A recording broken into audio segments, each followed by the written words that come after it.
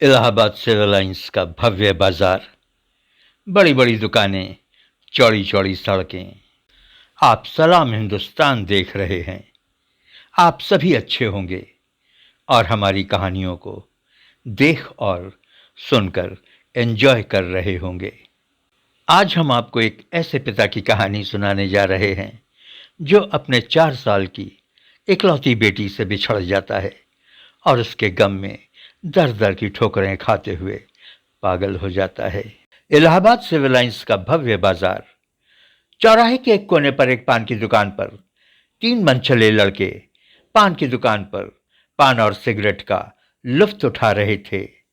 सड़क पर लोग आ जा रहे थे। तभी एक अधेड़ उम्र का एक व्यक्ति उधर से गुजरता है। भाईजान, ओ भाईजान। आदमी पान वाले की तरफ देखता है। भाईजान, पान नहीं खाएंगे क्या?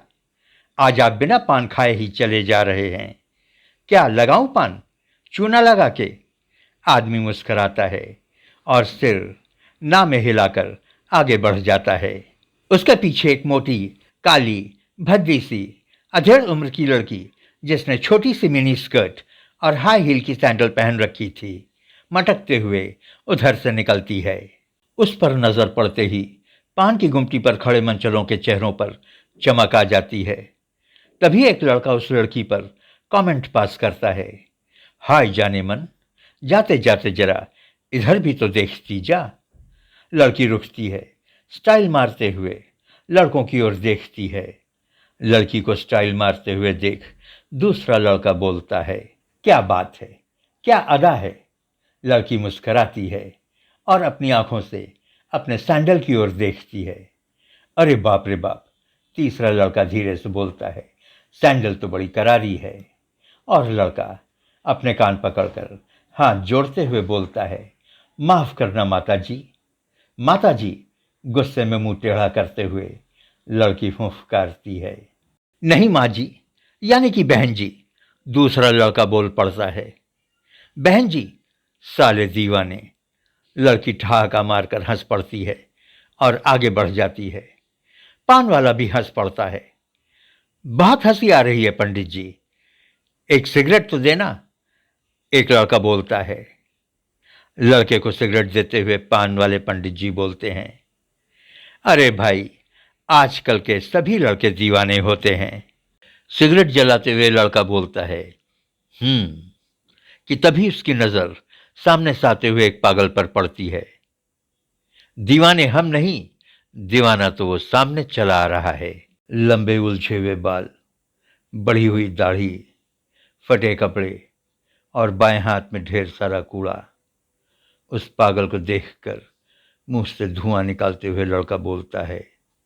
उसकी आंखें कितनी चमक रही हैं। इधर उधर ऐसे देख रहा है जैसे कुछ ढूंढ रहा हो। पागल, जो अब पान की गुमटी के काफी करीब पहुंच चुका था, उस लड़के की बात को सुन लेता है। अचानक एक डरावना चेहरा बनाते हुए बोलता है, हाँ, मैं ढूंढ रहा हूं। तुम्हारी इस भीड़ में मेरी गुड़िया खो गई है। वो पागल लंबी लंबी सांस लेते हुए बोलता है, तुम्हारी इस भीड़ में मेरी जिंदगी खो गई है। लाओ, लाओ, मेरी जिंदगी मुझे दे दो। वो खौफनाक पागल, जिसका चेहरा काफी कठोर हो चला था, फिर बोलता है, लाओ। बोलते हुए अचानक वो आगे बढ़कर अपने एक हाथ से सबसे करीब के लड़के को गले से दबोच लेता है, बिल्कुल उसी तरह से जैसे एक भेड़िया बकरी के गर्दन को अपने मुंह से दबोच लेता है। उसका चेहरा, उसकी भौहें सिकुड़कर सख्त होती चली गईं। उस लड़के से वो फिर बोलता है, लाओ, लाओ, मेरी जिंदगी मुझे दे दो, मेरी गुड़िया मुझे दे दो। पागल की पकड़ इतनी सख्त, इतनी मजबूत थी कि लड़का उसके हाथ में झूल जाता है। तभी उस लड़के की नजर सड़क के उस पार एक भव्य रेडीमेड गारमेंट्स की दुकान पर एक बड़ी डॉल पर पड़ती है, जिसे कपड़ों के डिस्प्ले के लिए रखी गई थी। गुड़िया पर नजर पड़ते ही वो चीख उठता है, वो तुम्हारी गुड़िया वहां है। लड़का अपने हाथ से शोरूम की तरफ इशारा करता है। शोरूम में गुड़िया को देखकर उस खौफनाक वहशी पागल के चेहरे से कठोरता जाने लगती है। लड़के की गर्दन पर से उसकी पकड़ ढीली पड़ने लगती है। लड़का जमीन पर लुढ़क जाता है।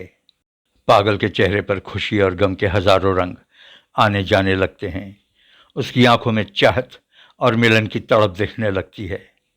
तुम वहां, परस्पर उसके मुंह से निकल पड़ता है। पागल कांपने लगता है, फिर अचानक शोरूम की तरफ दौड़ पड़ता है। सड़क पार करते वक्त वो कई गाड़ियों से टकराता है, गिरता है, उठता है। लुढ़कते हुए किसी तरह से वो उस शोरूम की गुड़िया तक पहुंचता है।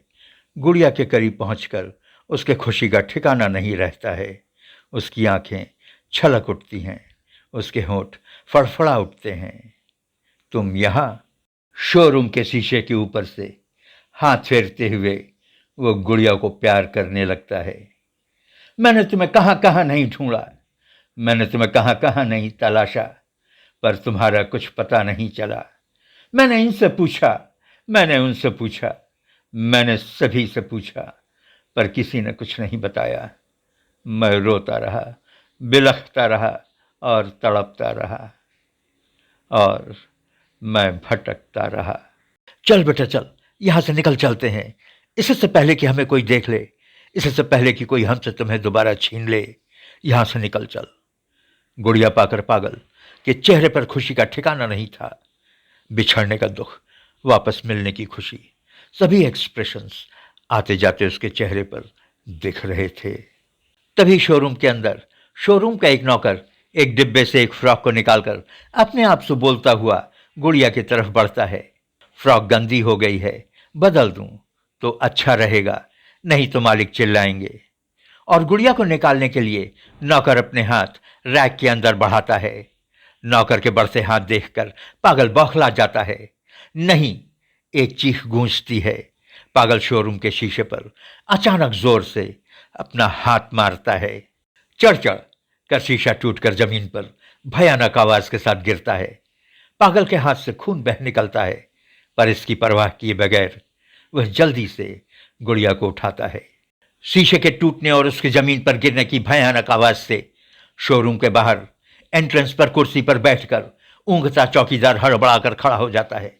अपने सामने एक पागल को इस हालत में देखकर वो बौखला जाता है और जमीन पर गिरे अपने डंडे को संभालने की कोशिश करते हुए चिल्लाता है, चोर चोर। चौकीदार के चिल्लाने पर पागल, जिसने गुड़िया को अपने हाथ में ले रखा था, वहां से भागता है। चौकीदार भी चोर चोर, पकड़ो पकड़ो चिल्लाते हुए उसके पीछे भागता है। पागल के पीछे भागते हुए चौकीदार के पीछे भी पब्लिक भागने लगती है। पागल गुड़िया को लेकर भागा जा रहा था। उसने गुड़िया को अपने सीने से लगा रखा था। भागते हुए कभी कभी पीछे घूमकर वह चौकीदार को भी देख लिया करता था। सामने से एक हवलदार हवा में डंडा लहराते हुए चला आ रहा था। जब पागल उसके बगल से गुजरता है तो हवलदार पागल के सामने अपना डंडा अड़ा देता है। अचानक डंडा सामने आने की वजह से पागल लड़खड़ाकर जमीन पर गिर जाता है।